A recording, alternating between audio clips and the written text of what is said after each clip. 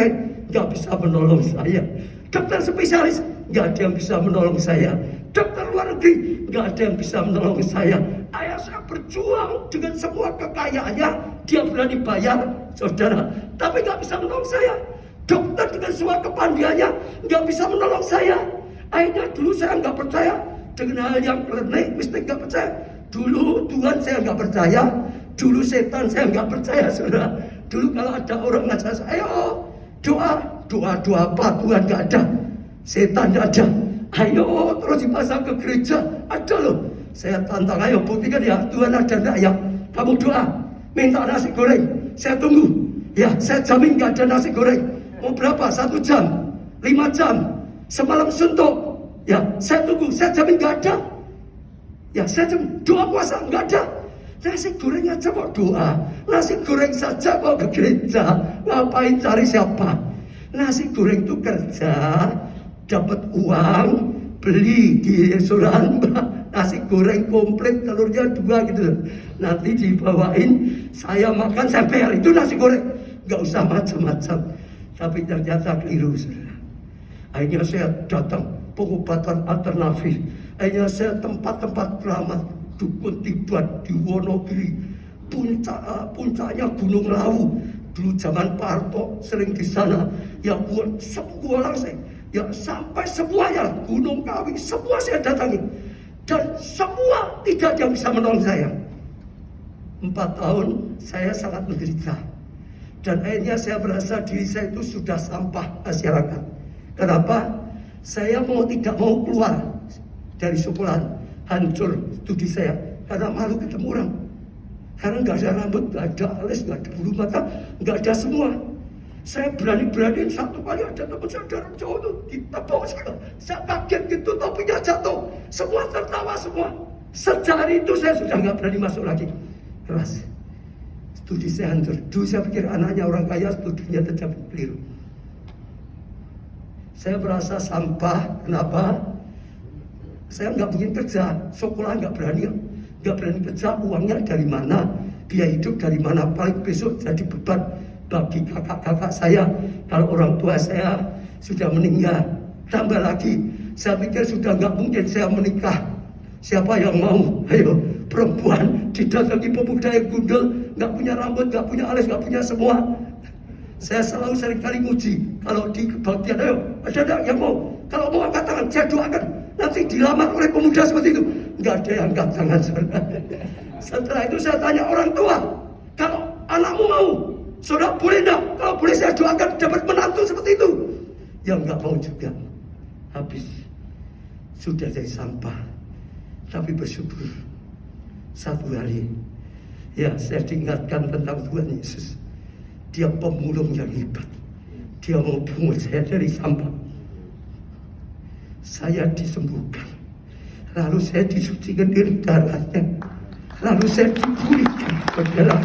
Setelah dipulihkan, ya setelah itu saudara diberkati bisa bangun rumah tangga, diberkati bisa bangun perusahaan.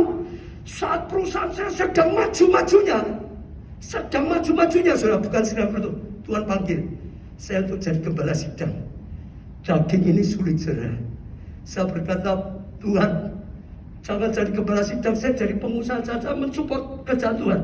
Sudah, support dengan dana, support dengan waktu dan macam-macam. Tuhan berkata, enggak. Aku sudah selamatkan kamu dari semuanya. Engkau bisa punya keluarga seperti ini karena Tuhan. Engkau sudah sembuh karena Tuhan. Engkau punya perusahaan yang sedang maju karena Tuhan.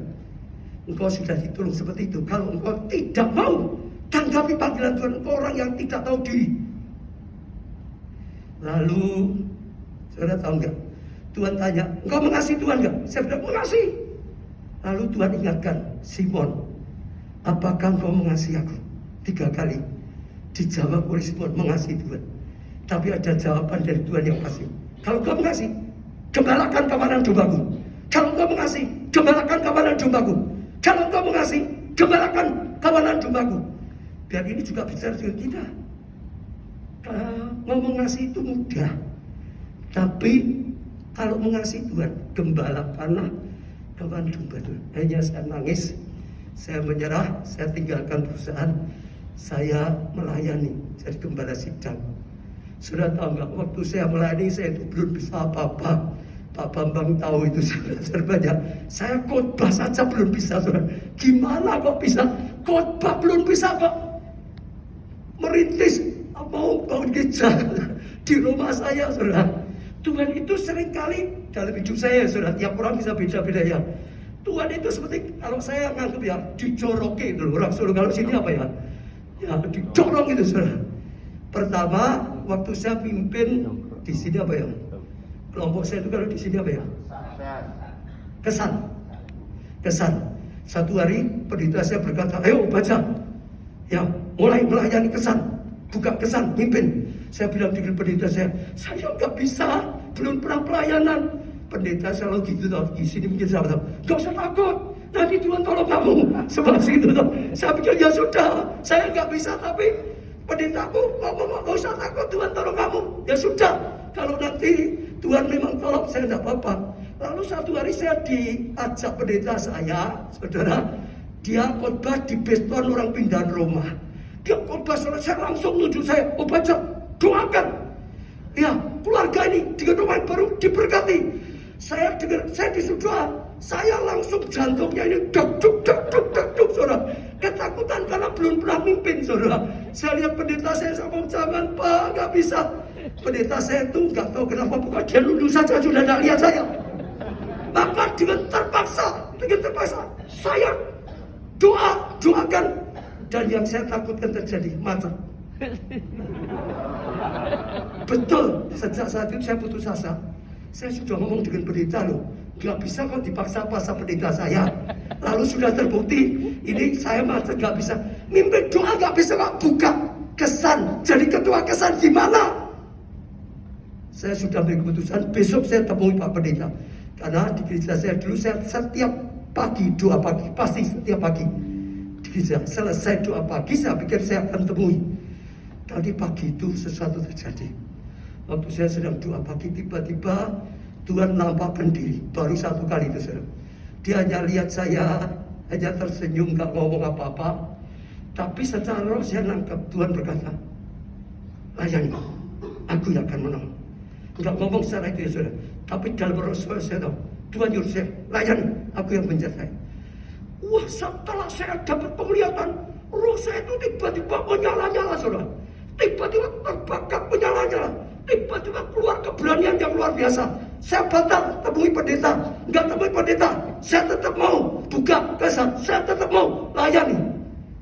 Dan ternyata setelah itu benar, dari 1, 2, 3, 4, 5, 6. Lalu juga sama waktu dipanggil Tuhan tadi, saudara, akhirnya saya berangkat di rumah saya, di lantai 3, saudara, ada satu tempat saya buat muat 80 orang, saudara.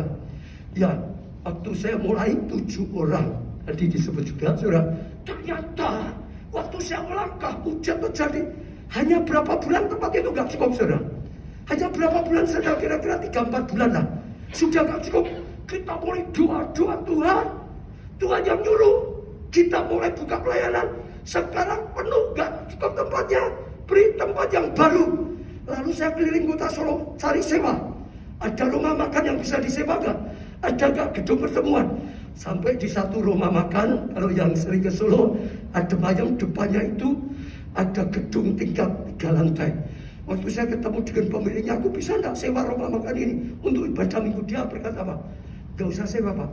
Itu depan, saya punya gedung 3 lantai kosong.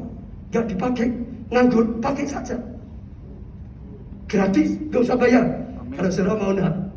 Mau enggak, Pak? Mau enggak, Pak? Saya enggak mau, saudara, takut. Loh, belum pengalaman pelayanan, itu baru mulai. Lalu itu di jalan utama Solo, loh, saudara. 3 lantai gedung. Uang urus seperti itu. Saya takut, saudara. Waduh, kok terlalu besar tanggung jawabnya. Nyewa kan hanya minggu pakai selesai gitu ya. Ini semua. Waktu saya takut, Roh Kudus berkata, kamu gimana? Minta yang besar. Kurang besar katanya. Tapi waktu diberi besar, takut.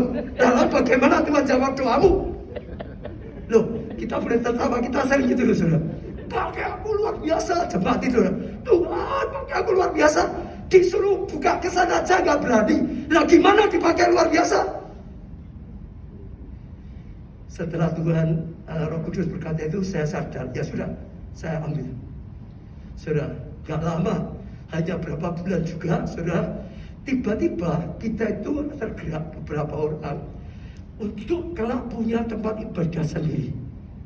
Sudah, lalu setelah kita berkumuskan waktu, ada gedung biskop yang mau dijual. Ya, lalu kita beberapa orang sepakat beli, bukan untuk gedung gereja, jual lagi, keuntungannya nanti dananya disumbangkan gereja untuk nanti bisa beli tanah. Kita beli saudara gedung biskop, ditawarkan mau dijual, nggak bisa laku, nggak ada orang laku karena gedung biskopnya itu sudah bangkrut berapa kali, ganti orang, bangkrut terus. Orang mungkin mikir ini tempat nggak baik, ini nggak ada yang mau beli. Sampai satu hari Tuhan berkata, beli, tinggal sore, nggak dijual, pakai untuk gedung gereja. Wah itu sudah berbulan-bulan ya, kalau diceritakan panjang sekali, mulai banyak berbulan. Kita nggak punya dana, saya khususnya nggak punya dana. Kita sudah kumpul, ya sudah sepakat seperti ini, ya sudah Pak. Kalau nggak punya dana ya seadanya Pak, nggak usah dipaksakan, betul Pak Saudara, betul nggak? Lalu saya berkata oke, tapi kita doa lagi. Kan kita masih ada kesempatan berapa hari, doa. Kalau Tuhan tidak bicara, tidak buka jalan, ya sudah, lepas. Ya, tapi kalau Tuhan bicara, oke, kita jalan maju. Nah, pada hari ketiga seingat saya, tiba-tiba Tuhan bicara. Waktu saya doa pagi sebenarnya, Tuhan berkata begini, Allah adalah Allah yang mengadakan yang tidak ada jadi ada. Ayat firman Tuhan itu. Lalu itu diaplikasikan Tuhan. Ini gak ada dananya, betul. Tapi aku akan mengadakan dananya. Aku Tuhan yang mengadakan yang tidak ada jadi ada. Tiba-tiba saya dapat rema lagi seperti itu, saudara. Tuhan bicara, beli. Aku yang mengadakan dananya. Aku Tuhan yang mengadakan yang tidak ada jadi ada. Pengalaman saya itu sesuatu, saudara. Begitu saya dapat terima, terjadi seperti itu. Tiba-tiba, saudara, rohnya menyala-nyala. Tiba-tiba saya dapat keberanian yang luar biasa. Selesai doa, selesai dapat terima, saya telepon orangnya, beli, belum ada uangnya. Memang gak masuk akal, saudara, jujur. Tapi nyatanya akhirnya Tuhan tolong, Tuhan tolong, Tuhan tolong, Tuhan buka jalan dengan A, B, C, D. Akhirnya gedung biskop bisa dirubah menjadi gedung gereja. Tapi bukan karena pikiran kita, tapi bukan karena keinginan kita, tapi juga dengan kemampuan kita. Kita nggak punya kemampuan. HB adalah rema Tuhan, perkataan Tuhan, mandat Tuhan. Tuhan yang berkata, beli, kita tak saja. Tuhan menyertai. Setelah itu, satu hari, ya, saya pergi ke Bogota, ya belajar, kelompok saya G12. Ya, lalu pulang kita mulai praktekkan namanya prinsip 12. Waktu saya di sana, Tuhan berkata, ayo pulang buat konferensi gereja saya internasional. Tuhan berkata, buka konferensi gereja saya